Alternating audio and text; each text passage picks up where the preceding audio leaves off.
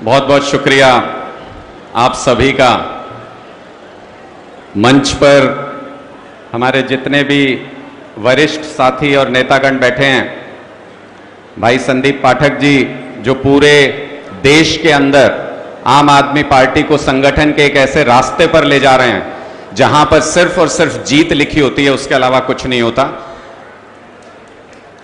निर्मल सिंह जी जिनका हरियाणा की राजनीति में काफी सम्मान रहा है और लोग आज भी कहते हैं कि इनके कद के नेता जिनकी जमीन पे पकड़ो, ऐसे नेता बहुत कम हैं। और हमारे जितने भी वरिष्ठ साथी, मैं नाम बोलूंगा तो नाम बोलने में ही सारा समय निकल जाएगा, आप सबको सारे लोग जानते हैं, अपने कार्यकर्ता हैं। मुझसे अभी मीडिया वाले ये पूछ रहे थे, कह रहे थे जी आज की रैली का उद्देश्य क्या है। तो मैंने कहा कि ये बड़ी बड़ी पार्टियां खूब पैसा लगा के, बहुत सारी भीड़ जुटा के, पूरा दमखम लगा के रैली करती हैं तो ऐसी दिखती है। हमारा शपथ ग्रहण समारोह जब होता है तो ऐसा दिखता है। ये तो कार्यकर्ता हैं, ये तो अभी हमारे कार्यकर्ता हैं। जब ये कार्यकर्ता अगर रैली करने पे आ जाएंगे तो फिर आगे आने वाले समय में क्या करेंगे। संदीप भाई ने एक बड़ा अच्छा शब्द दे रखा है उसके लिए, पर्दाफाड़ रैलियां करेंगे आने वाले समय में। पर्दाफाड़, ये जो साइड में लगते हैं ये कुछ नहीं बचने का। तो एक बार अपनी बात शुरू करने से पहले, जैसे हम हमेशा भारत माता की वंदना करते हैं, एक बार सारे साथी यहां से लेके वहां तक साउंड टेस्ट भी होगा इसमें कि पीछे तक सुनाई दे रहा है कि नहीं दे रहा है। सारे साथी मजबूती से मेरे साथ भारत माता का नारा लगाएंगे और यहां जितने आसपास में मंडी में कांग्रेस और बीजेपी वाले हों, उनको आज अपने नारे से मजबूर कर दो कि वो भी कल को हाथ जोड़ के आए कि हमें अपने साथ ले लो, सारी ताकत आम आदमी में है। ऐसी आपकी बुलंद आवाज होनी चाहिए। बंद मुट्ठी करके, सारे हाथ ऊपर करो, बंद मुट्ठी करके ऐसे सारे पीछे तक। ऐसा नहीं होना चाहिए पीछे वाले सो रहे हो। हाँ, भारत माता की, भारत माता की, इनकलाब, इनकलाब। ऐसे ही नारे लगाते रहना और कांग्रेस बीजेपी वालों के पंखे फाड़ते रहना। ऐसे इसी तरह से सब कॉर्नर हो जाएंगे धीरे धीरे। और ये बात हम महसूस करने लगे हैं। अब जब बिजली आंदोलन हुआ पिछले 1 महीने तक, आप में से ढेरों लोगों ने, बहुत सारे लोगों ने आके अपने अपने किस्से सुनाए। किसी गांव में कोई किस्सा, किसी गांव में कोई किस्सा। सब लोगों ने एक बात कही, जिस भी गांव में गए हमको सम्मान मिला। लोगों ने कहा आपका मुद्दा जायज है, बिल्कुल सही है, और जैसे पंजाब और दिल्ली में बिजली फ्री मिलती है वैसे ही हरियाणा में भी बिजली फ्री मिलनी चाहिए। हरियाणा के हर गांव से यही आवाज निकल के आई। हरियाणा के हर गांव से आपको यह सुनने को मिला कि नहीं मिला, बोल के बताओ मुझे। सारों ने नहीं बताया, सारे बताओ अपना अनुभव कि हरियाणा के हर गांव से फ्री बिजली की, 24 घंटे बिजली की आवाज आ रही है कि नहीं आ रही है? आ रही है, आ रही है। खुशखबरी यह है कि शपथ तो आज दिलानी थी अरविंद जी को, लेकिन खट्टर साहब कल ही बौखला गए। रात को उनको पता चला होगा, शाम को, कि जो उनकी कुर्सी जिस पे इतना गुमान किए बैठे हैं उसकी एक टांग आज तोड़ देंगे हम यहां पे। ये उनको रात को पता चला, इसलिए उन्होंने एक बयान दिया। बोले हरियाणा के लोगों को ये फ्री देने वालों से सावधान रहना चाहिए, ये जो पार्टियां फ्री देती रहती हैं। अरविंद केजरीवाल जी ने आज सुबह सुबह उनको करारा जवाब दे दिया है। अरविंद केजरीवाल जी ने कह दिया कि 2024 के बाद से हरियाणा के लोगों को भी फ्री बिजली, फ्री पानी, फ्री स्कूल और फ्री अस्पताल मिलेंगे। कर ले खट्टर साहब तेरे से जो भी होता हो कर ले। और खट्टर साहब को पहले ही पता उनके साथ क्या होना है, इसलिए खट्टर साहब ने कुछ दिन पहले बयान दिया था कि 24 में अगर मुझे नहीं चुना तो मैं चद्दर तान के सो जाऊंगा। अरे सो जा भाई, किसी पे एहसान कर रहा है क्या? सो जा, आज भी सोए बराबर ही है, आज भी सोए बराबर ही तो है। ऐसा प्रदेश जहां पे किसान को मुआवजा नहीं मिल रहा, ऐसा प्रदेश जहां महिलाओं के मान सम्मान की रक्षा नहीं हो रही, ऐसा प्रदेश जहां पे युवाओं को रोजगार नहीं मिल रहा, बच्चों को शिक्षा नहीं मिल रही, सरपंचों को उनके अधिकार नहीं मिल रहे, कर्मचारियों को ओपीएस नहीं मिल रही, क्लर्कों को उनकी सैलरी नहीं मिल रही जो जायज हक मिलना चाहिए, आशा वर्कर्स को उनके अधिकार नहीं मिल रहे, उनका मानदेय नहीं मिल रहा जो मिलना चाहिए। ऐसे प्रदेश में जहां किसी भी वर्ग को कुछ मिल नहीं रहा, वहां पे इसका मतलब उनका मुख्यमंत्री सो रहा है, इसलिए कुछ भी नहीं मिल रहा पूरे प्रदेश के अंदर। तो इसलिए खट्टर साहब के जाने का वक्त आ गया। और खट्टर साहब जाएंगे तो फिर कौन आएगा? कौन आएगा? खट्टर साहब जाएंगे तो सुनाई नहीं दिया, कौन आएगा? यार कल तो मैं सुन रहा था ये कांग्रेस वाले कह रहे थे कि हम आएंगे उसके बाद। कौन आएगा? जोर से बताओ इनको जरा, कौन आएगा? ये कांग्रेस वाले भी ध्यान से सुन लें, बीजेपी वाले भी ध्यान से सुन लें, और इनेलो जेजेपी वाले तो सुनो चाहे मत सुनो, कोई फर्क भी नहीं पड़ता, कोई वोट नहीं है तुम्हारे पल्ले।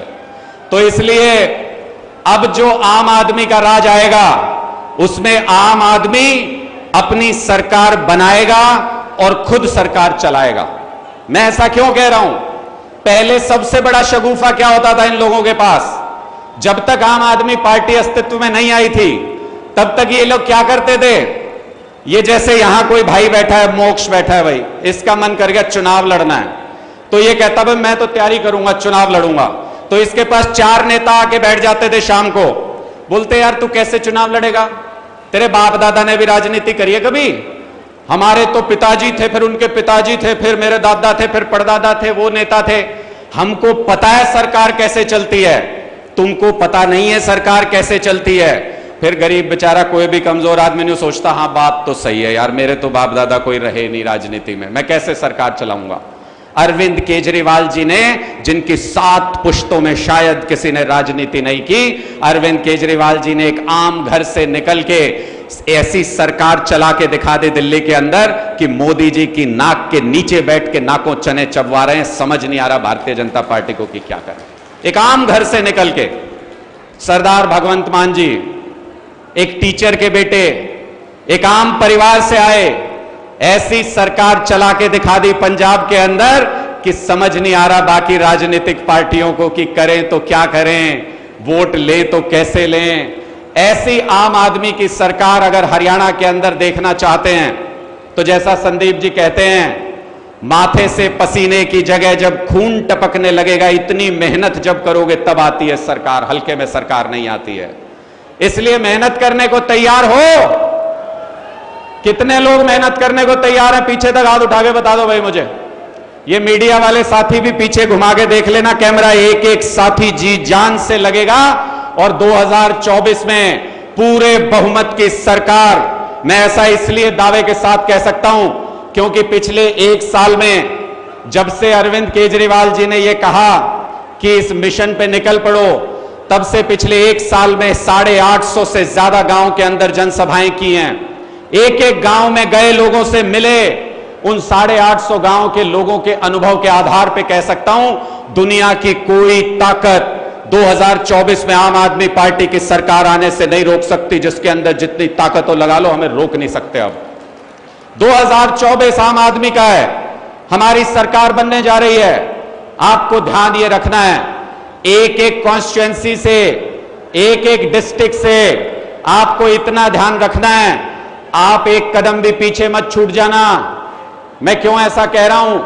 क्योंकि जब 10-15 साल बाद जब आपके बच्चे बड़े होंगे, आपके पोता पोती बड़े होंगे, वो देखेंगे हरियाणा के अंदर इतना बड़ा बदलाव आया, हमारा भविष्य अच्छा हो गया, वो आपसे पूछेंगे कि जब हरियाणा बदलाव की बयार में बह रहा था उस वक्त आप क्या कर रहे थे?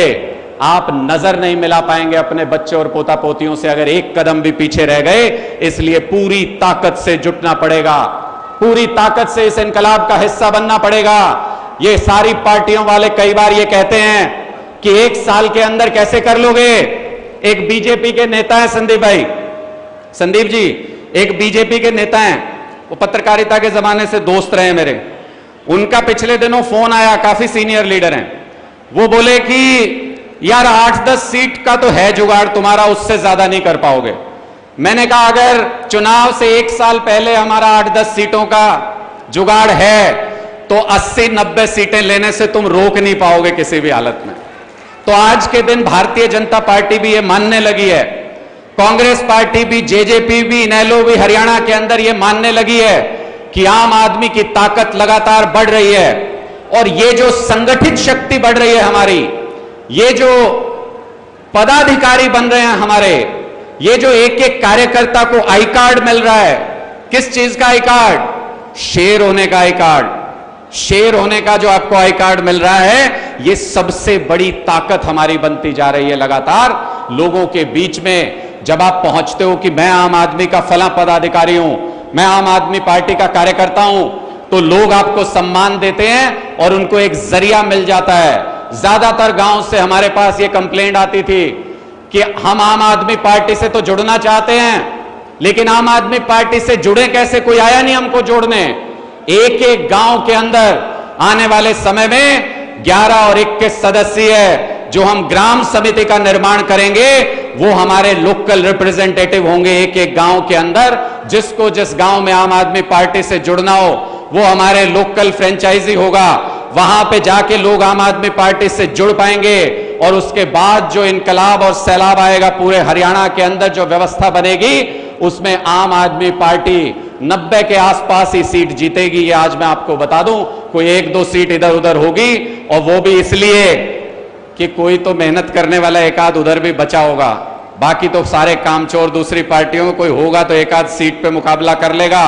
नहीं तो आम आदमी की ताकत जो खड़ी हो रही है, जो संगठन खड़ा हो रहा है, उसकी ताकत के दम पे 2024 में हम सरकार बनाने वाले हैं। और ये जो सरकार बनाने का जो प्रण हम ले रहे हैं, इसका हौसला यहां अगली पंक्ति में बैठे व्यक्ति से लेके पीछे तक के हर व्यक्ति को सिर्फ एक ही शख्स से मिलता है। वो हौसला किससे मिलता है? वो हौसला अरविंद केजरीवाल जी से वो हौसला मिलता है सारे लोगों को। उनका जीवन हमारे लिए जिस तरह से प्रेरणा बना, जिस तरह से उन्होंने हमें सिखाया। एक बार जोरदार तालियां अशोक तंवर जी के लिए बुला दीजिए। हमारे सम्मानित साथी, वरिष्ठ नेता, हरियाणा चुनाव प्रचार समिति के अध्यक्ष डॉक्टर अशोक तंवर जी हमारे बीच में आ गए हैं। मैं अशोक तंवर जी से निवेदन करूंगा, आपने पानी पीने का टाइम देंगे बस बीच में, उसके बाद लोग आपको सुनना चाहते हैं। आप आइए और लोगों का मार्गदर्शन कीजिए, और आप सभी जोरदार तालियों से अशोक तंवर जी का स्वागत कीजिए।